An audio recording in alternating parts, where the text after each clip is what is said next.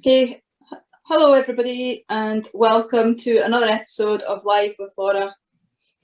Today I have Lindsay with me. Hello. Lindsay.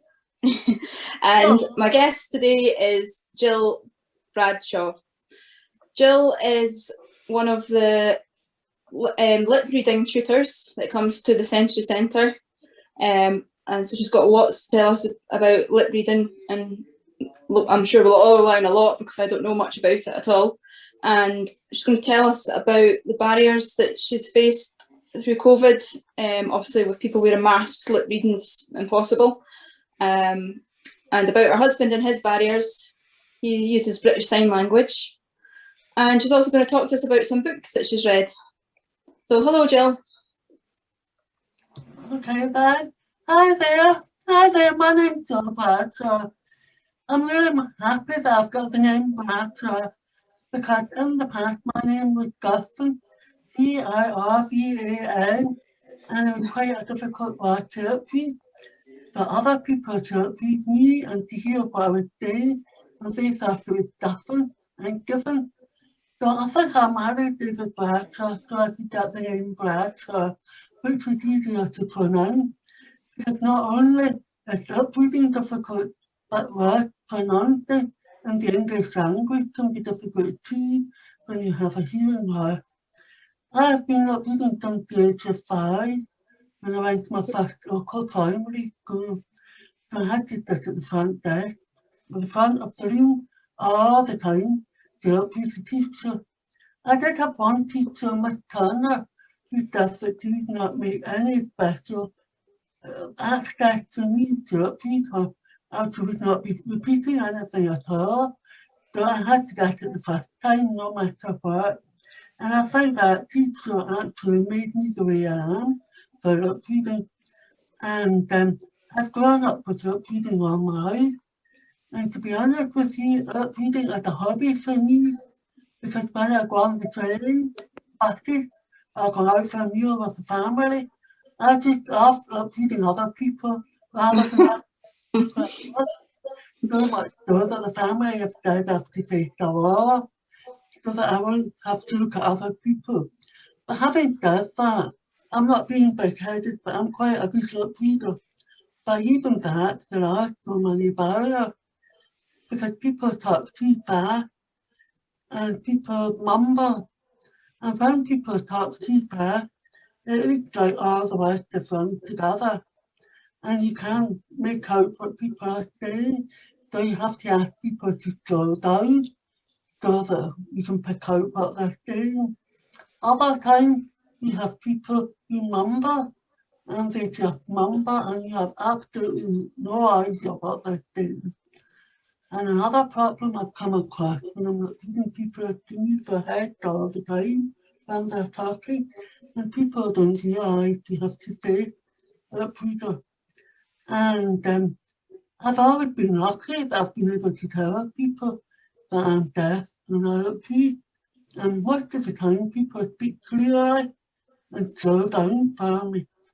But other times we have people who over-accentuate their words and it becomes more impossible to lip read them. When I was at primary school and secondary school, the secondary school was much harder for me because people walked up and down in the classroom, and because of that, you can't lip read people who are walking and talking at the same time. So when you're out for a walk with someone who's got a hearing loss and they're a lip reader, try not to walk and talk at the same time, because many of the time I've nearly gone into a pothole or bumped into an amper because I've been too busy staring at the person. So walking and talking is a no-go area. The other thing is people write and talk at the same time. Like for example, when you go to the doctor and you go to the reception and you give your name, you very often find the receptionist is writing and talking at the same time, and that's impossible to read as well because people's heads are down, and really you have to have face-to-face contact at all times. And when I talk about eye contact, I'm not talking about making eyes at one another. I'm talking about eye contact so that we can have the face-to-face contact. So there's no point in talking and writing at the same time because the eyes are away from the person. Please don't talk and eat at the same time. It's not very nice watching someone eating fish and chips floating in their mouth. So that's the kind of barriers we have. That everyday communication. But the other communication I'm going to talk about is in the bank, building society, and even hospitals. The banks and the building societies and post offices, they've always got windows in front of them. Yeah. And sometimes it can be a very sunny day, so it's very bright, and you can see what the person's doing in front of a window. And I really find that very hard. And I'm sure many other people must find the same with their hearing because they're not able to pick up through the screen. But now I've noticed a lot of the banks become open plan, and I thought, oh, that's absolutely fantastic. We'll be able to see people, we'll be able to update them better. But lo and behold, we've got another barrier, and that's the computer. Computer screens are right in front of the teller or anybody who's working in the bank. So that is another barrier again. So the hospital, you find a lot of people stand behind the pillar and call out your name, and they're behind you, and it's really very, very difficult to hear or look at them. And many of the time I've been sitting in a waiting room, my heart pounding, I don't know when they're going to call my name, and you realise that they're calling your name because nobody's got up, and everybody's looking at one another. So I always go, Jill Bradshaw, is that who you're looking for? And they get quite annoyed. They say, yes, I've been calling your name again. And then very often I end up saying, well, I'm dead. And I look to you. And what you find is they don't know how to respond to you. And then there's all the explanation of what the best way to communicate with me. And one of the biggest problems, biggest barrier, is standing in front of a window or sitting in front of a window, and it's very, very difficult to appease that person because the light coming in from the window and the face is dark. So you've got the bright light coming in from the window because if you have problems with your eyes, it's very, very difficult to see what they're saying. And I remember one consultant, I had to ask him to drop the blind, and he couldn't understand why. So I explained what the problem was, and he was like, oh, right, so the next time I went to see him, he dropped the blind before I sat down. So being a lip reader, I find I'm always educating people about lip reading and communication. Communication plays such a big part of our life, and that it's really 90% of our life is communication. And my husband, on the other hand, he's a BSL reader, and he uses sign language, and he has got different problems of barrier because how many people use sign language in the church, the bank, hospital, post offices, or anything like that. And what we have both found is with the face covering through the pandemic, COVID-19, we found that communication is hard between us because David always signed. I can sign too. I'm not a native BSL user, but I do sign. And when I'm communicating with my husband the other day, we both had our face covering on, and we didn't understand each other because what was missing was our lip shades of words and our eye facial expression. Facial expression play a big part when you're a lip reader because facial expression tells the whole story. Then you can tell me if I'm happy because your face is smiling. You can tell me if you're sad because you're grumpy. I prefer not to meet people who are grumpy because it's difficult to read them. But with my husband being a BSL user, he didn't realise how much he relies on facial expression and lip pressing.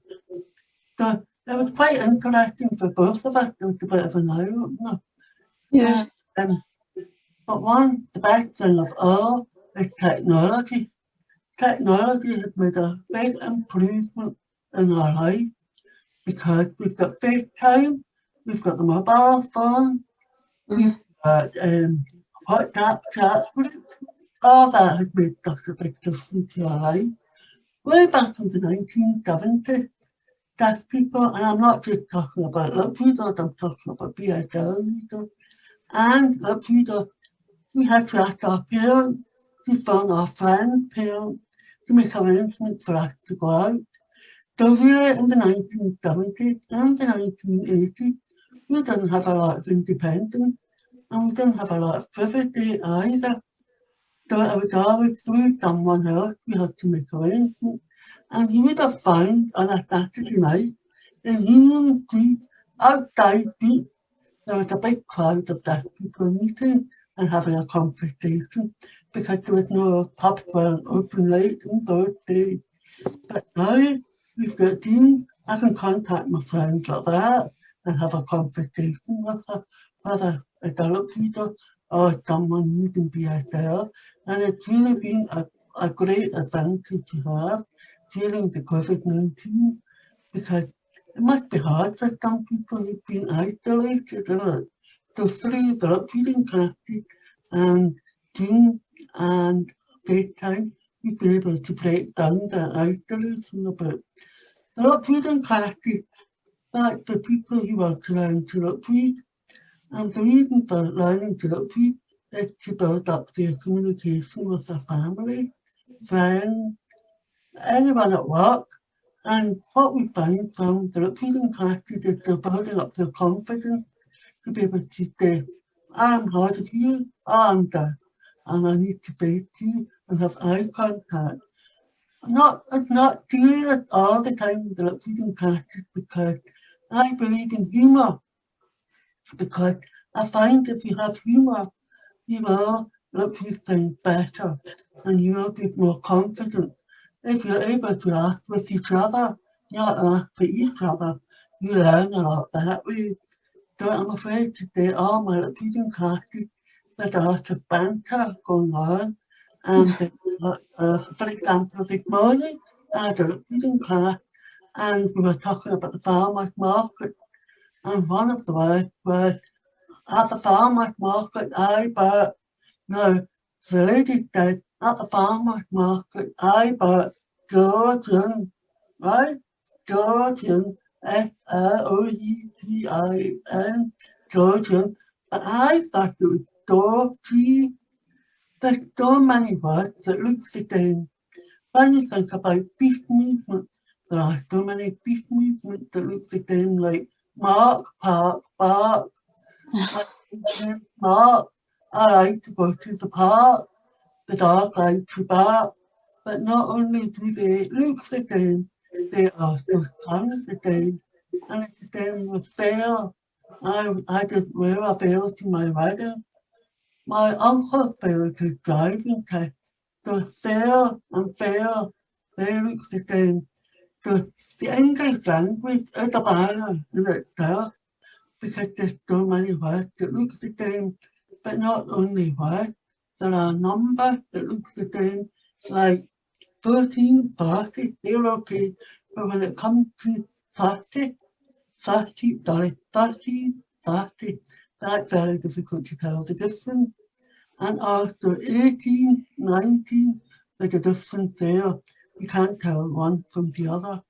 And with the lip reading classes, there's a lot of repetition going on so that we give them the confidence to build up what we're saying. We do 3 times without vowels, twice with vowels, and twice without vowels. And that way it builds up what they're learning. So each week has a theme. I have to say, I love my lip reading classes. I love going to them, and the people in my lip reading classes enjoy them as well. But 1, they're getting confident. 2, there's social interaction with other people who are lip readers. And 3, we're all learning together because I have a theme of food and I've learned so much that my family call me an encyclopedia now because I know so much about different things. The fact about lip reading. And just now with COVID, it's been very, very hard to be able to lip read people because of the face covering. But not only have we lost the lip pattern, we've also lost the facial expressions as well. And that the facial expressions and the lip pattern really gives the full story of what people are saying. So all we're now seeing is just a pair of eyes. So I'll give you a funny story. I can't look see people with face covering done, but the other night I had a delivery from Amazon and there was a man at the door with my parcel and I thought, oh, here we go again. So I opened the door and the man was standing there with my parcel and he had a face covering on and of course he was talking away. So I said to him, I'm deaf and I looked at him and you will find no one, very few people will remove their mask. I can understand why, because they're frightened to get the germ from COVID and they're frightened to get into trouble as well. So he said something to me and hey Pastor, I could look with him because the face mask was soaking wet and it was actually stuck to his mouth and I was able to see, oh, you Mrs. Bradshaw. And I went, yes, I'm Mrs. Bradshaw. And I was laughing my head off when I went into the house. And I think maybe everybody should have their face covering soaking wet so that I can look through them. That's what I mean about humour. It's best to look at the bright side of things rather than at the negative side of things. But it's not always the case. And the other thing I was going to say, there's no point in shouting No. because we don't really support the point of shouting. And when you are shouting, you become quite aggressive looking, and the words actually become much more difficult to look at. And there are so many do's and don'ts of communication which apply to lip reader and BSL reader as well. So these are the things that have to bear in mind. So I have a little poem for you. So I'm going to read it out to you. And I wrote it myself because I've started a wee hobby of writing rhymes and poems for my family. It's just something I've started doing. I've called it Invisible Faces. Invisible Faces. Here we are going through COVID-19, something we have never seen before in our lifetime. And some of us are in our prime. The face coverings that we are wearing. We look just feel we are doing. At the invisible faces, where we are put through our paces. To see the lips we no longer see, which confuses me. Something starting, but it's starting to see what people are saying. Then we start playing. But people will understand when I say I am a lip reader. Don't need to see up. Every day we are giving them tips to communicate with as we can. We have to see special expressions and lips that tell us conversations which have gone to becoming an invisible face. As the whole face is covered, so let's brace ourselves and to say, here we go again, as we hold the pain of seeing an invisible face. Remember the pace. You have to go out, you explain, prepare to explain, hey, I am a lip reader. That's my poem. Just to give some people an understanding of what it looks like to lip read someone who had a face covering on their faces, because there are more and more barriers with it in the church and in doctor's surgery, the hospital, because I fully understand why they can't remove them But I just wanted to explain how it feels not being able to develop. There's more barriers now because of the face covering. There were barriers before, and there will always there will always be barriers with lip reading. To adopt us, to educate them. That's what we're doing on the lip reading classes, is to build up confidence, to tell people that they have a hearing loss. I mean, when I was a young girl, I wouldn't tell people I had a hearing loss. I had very long hair, and I would cover my hearing. And it was only when I went on a bus one day, and the bus driver couldn't make out what I was doing, and I couldn't make out what he was doing. So I just flipped my hair, and he saw my hearing, and then he spoke very clearly, rejoicing as well. So I thought, from then on, I have to say to people, I have a hearing loss, and look, people seem to automatically think if you're deaf, you wear a hearing aid. But sometimes in some people's cases, they can't wear a hearing aid, and I'm one of them. I don't wear a hearing aid anymore. It's of no use to me. And the way I look at it is I can look to people, so that's the best way forward for me for communication. And but it's not all gloom and doom. And I'll give you another wee funny story about the dark. The dark is another barrier. And look these people in the dark very well. No. I don't drive now, but in the past, my car broke down and it didn't corporate. And I thought, oh, how am I going to contact the AA? Because at that time there was no mobile. So I had to ask someone to make a phone call for my car to be fixed. So the AA man were coming in half an hour because they made it priority.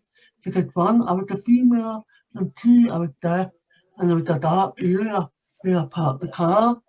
So the AA man came out. People who were working in the building left, because the building was in darkness as well.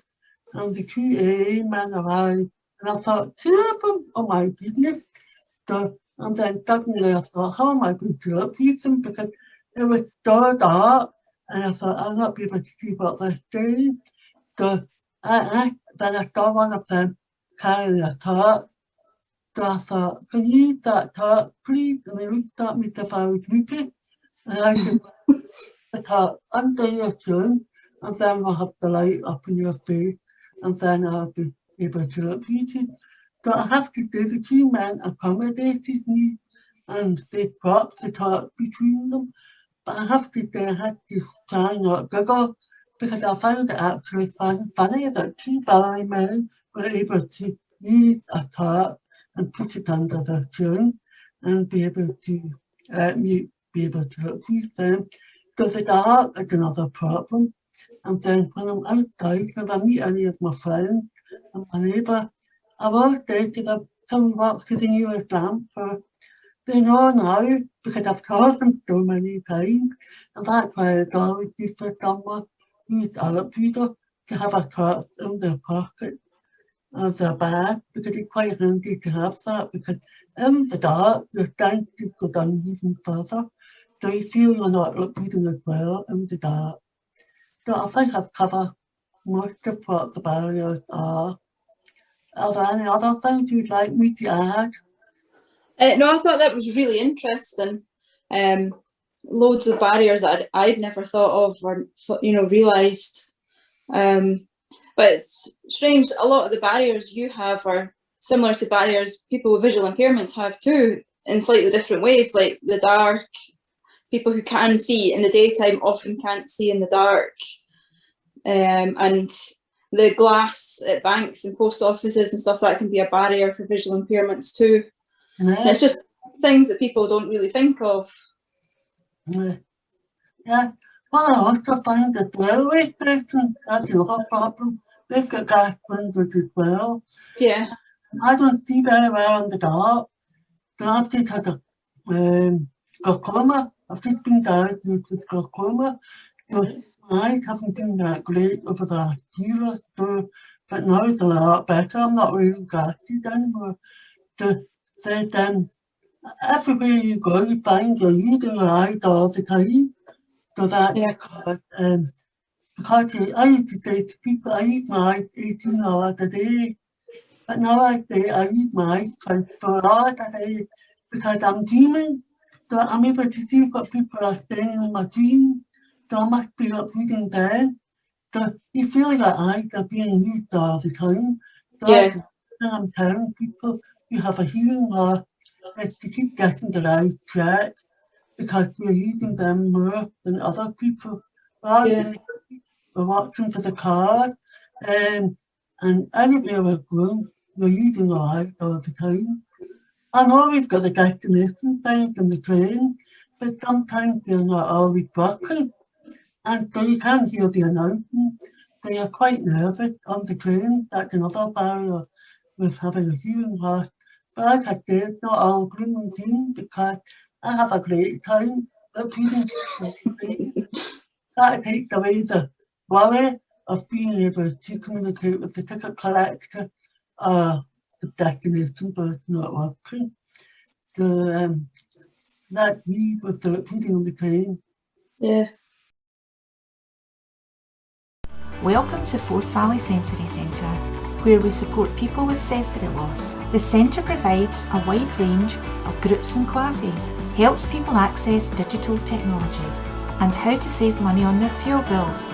If you have a sensory loss or know someone who does, then please get in touch. Great news for coffee lovers. Cafe Tiki reopens April 30th. Open weekdays from 9 AM, serving all your favourites. Why not enjoy our sensory garden at the same time?